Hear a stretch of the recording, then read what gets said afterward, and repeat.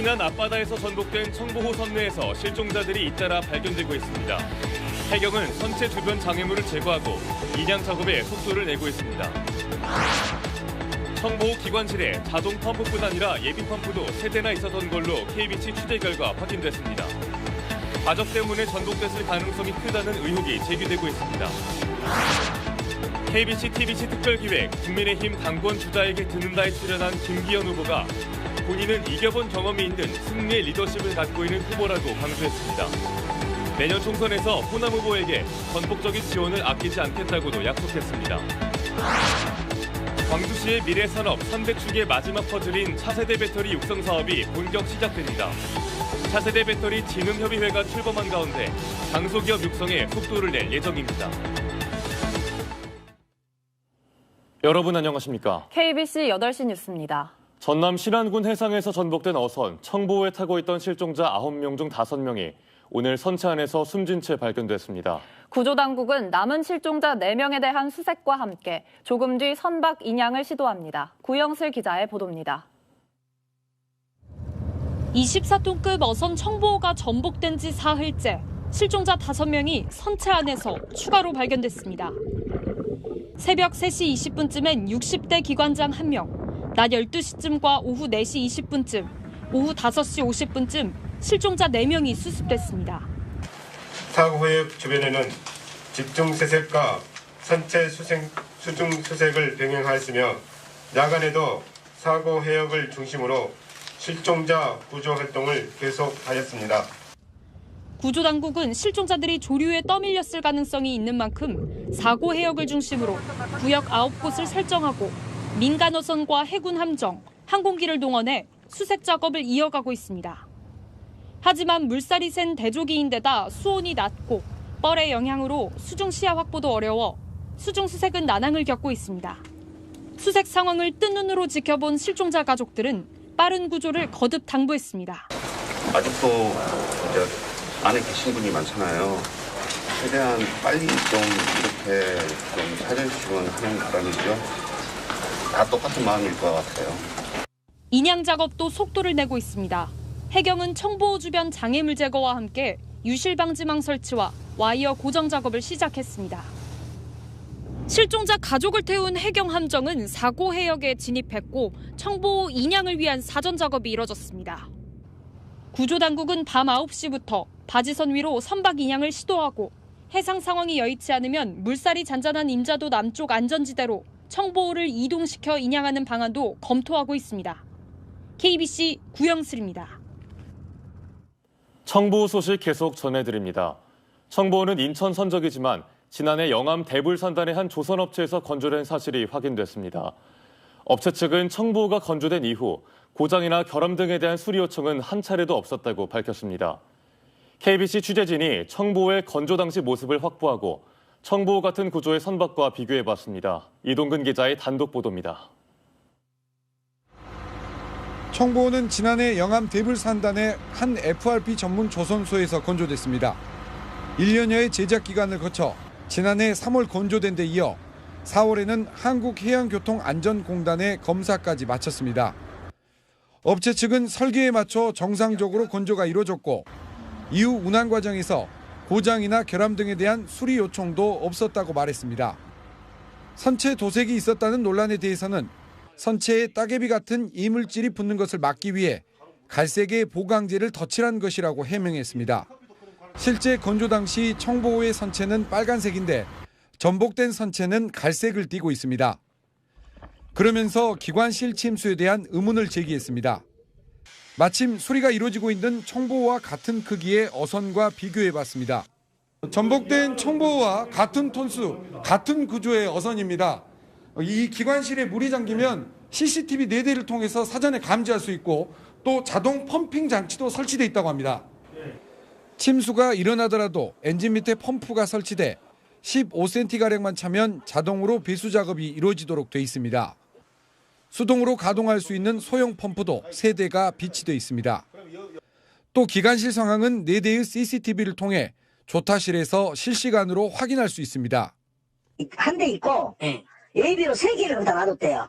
그게 작동이 되면 물이 그렇게 찰 리가 없다 그랬잖아요. 그럼 바로바로 그냥 그것은 지가 돌아가니까. 침수 이후 급격한 전복도 의문입니다. 침수로 배가 가라앉을 수 있지만 전복되는 것은 선박이 균형을 잃은 것으로 볼 수 있어 무거운 선미가 원인일 가능성이 제기되고 있습니다. 배만 이렇게 들어가지 저렇게 넘어지고 그렇진 않거든. 근데 저 배들 윗짐이 있잖아요, 위에가. 상파에 묵었다 보니까 그 무게에 못 이겨서 이렇게 균형을 잃어버린 거라고. 생존선원 일부는 출항 때부터 배가 왼쪽으로 기울었고 3,000개의 통발을 선미에 실었다는 증언이 나왔습니다. 해경은 청보호가 인양되는 대로 감식과 CCTV 분석을 통해 침수와 전복 원인을 규명할 계획입니다. KBC 이동근입니다. 다음 뉴스입니다. 태국에서 전세기를 타고 무안국제공항에 입국한 태국 관광객 20여 명의 연락이 두절됐습니다. 오늘 오전 태국 방콕에서 출발해 무안국제공항으로 도착한 전세기에 탑승했던 단체 관광객 139명 가운데 10명이 현재 연락이 닿지 않고 있으며 앞서 지난 3일에도 태국 관광객 13명이 귀국하는 항공편에 탑승하지 않고 연락이 끊긴 상태입니다. 이들은 공항에 도착한 직후 입국 심사를 받는 과정에서 관리가 소홀한 틈을 타 무단 이탈한 걸로 알려졌으며 현재 법무부와 전라남도는 이탈자들의 동선을 파악하고 있습니다. 광주 지역 공영주차장 요금 인상 계획이 무기한 보류됐습니다. 광주광역시는 오는 5월부터 인상할 계획이었던 공영주차장 요금을 현행대로 유지하기로 결정했다고 밝혔습니다. 광주 지역 공영주차장 요금은 지난 18년 동안 동결됐으며 이번 인상 계획 철회는 거듭된 반대 민원 때문인 걸로 알려졌습니다. 국민의힘 당권주자인 김기현 의원은 이겨본 경험이 있는 승리의 리더십을 갖고 정통 보수의 뿌리를 지켜온 자신이 당대표 적격자라고 강조하고 있습니다. KBC, TBC 특별기획 국민의힘 당권주자에게 듣는다에 출연한 김 의원은 내년 총선에서 호남 후보에 대한 지원을 대폭 강화하겠다고 말했습니다. 이상환 기자의 보도입니다.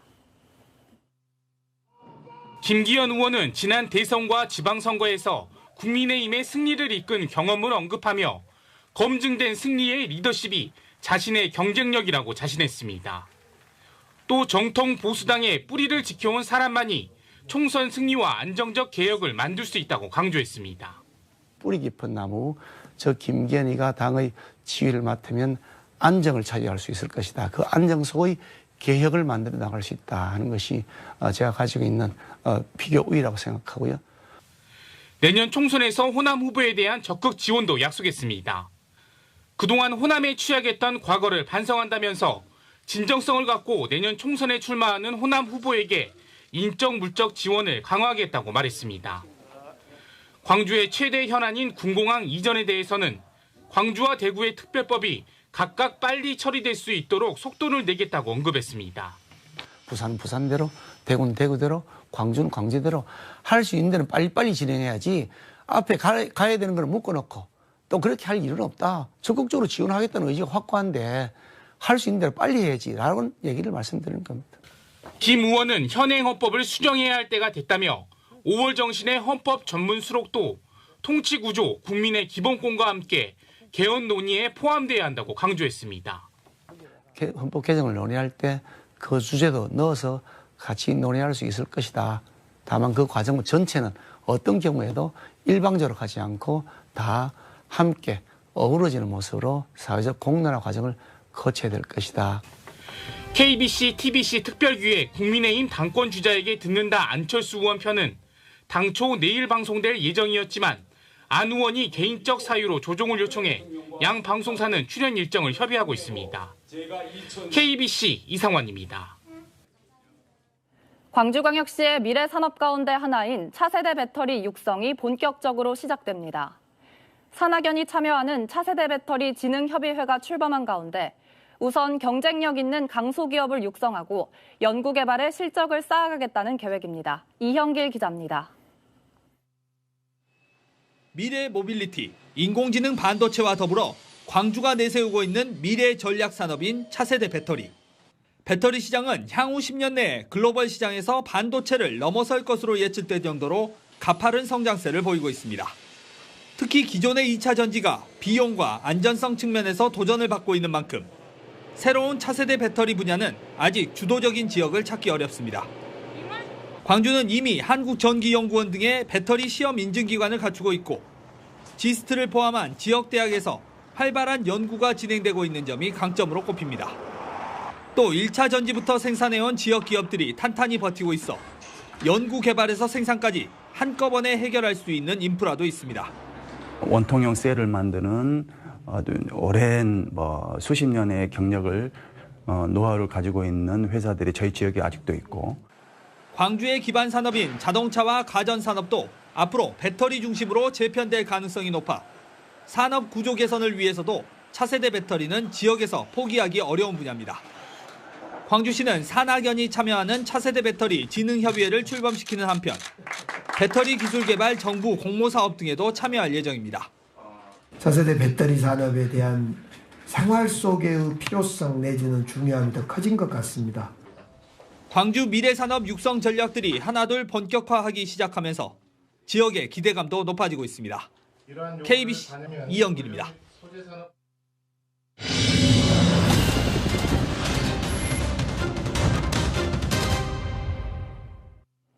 광주 군공항 이전 사업에 대한 설명회가 영광군과 한평군에서 잇따라 열립니다. 내일 영광예술의 전당에 이어 모레 한평군에서 열리는 군공항 이전 설명회에서는 국방부가 군공항 이전 사업의 필요성과 절차 등을 설명하고 광주광역시는 이전 관련 지원 내용과 보상 절차 등을 설명할 예정입니다. 광주광역시는 이달 안에 정부 지원 내용이 담긴 관련법의 국회 통과가 예상되면서 군공항 이전 사업에 탄력이 붙을 걸로 기대하고 있습니다. 광주 농민들에게 농민수당을 지급하는 내용의 조례안이 시의회 본회의를 통과했습니다. 광주광역시는 관내 농가 8천여 가구에 연간 60만 원씩 지역 상품권으로 농민수당을 지급하는 내용의 조례안이 시의회 본회의를 통과함에 따라 올해부터 지급을 시작할 예정입니다. 광주 농민수당은 민선 8기 공약 사업으로 전국 광역시 가운데 농민수당을 지급하는 곳은 광주가 처음입니다. 감사원이 이정선 광주시 교육감의 고등학교 동창이 광주교육청 감사관에 임용된 과정에 대해 감사에 착수했습니다. 이번 감사는 광주 교사노조가 지난해 11월 제기한 공익감사 청구에 따른 것으로 교사노조는 교육감의 고등학교 동창이 감사관이 된다면 감사 독립성을 해칠 수 있다고 반발하고 있습니다. 한편 교사노조는 최근 인사에서 이정선 교육감이 총장을 지낸 광주교대 부설초 관계자들이 대거 중용됐다고 비판하며 추가 공익감사 청구를 예고했는데 시교육청은 규정상 문제가 없다는 입장입니다.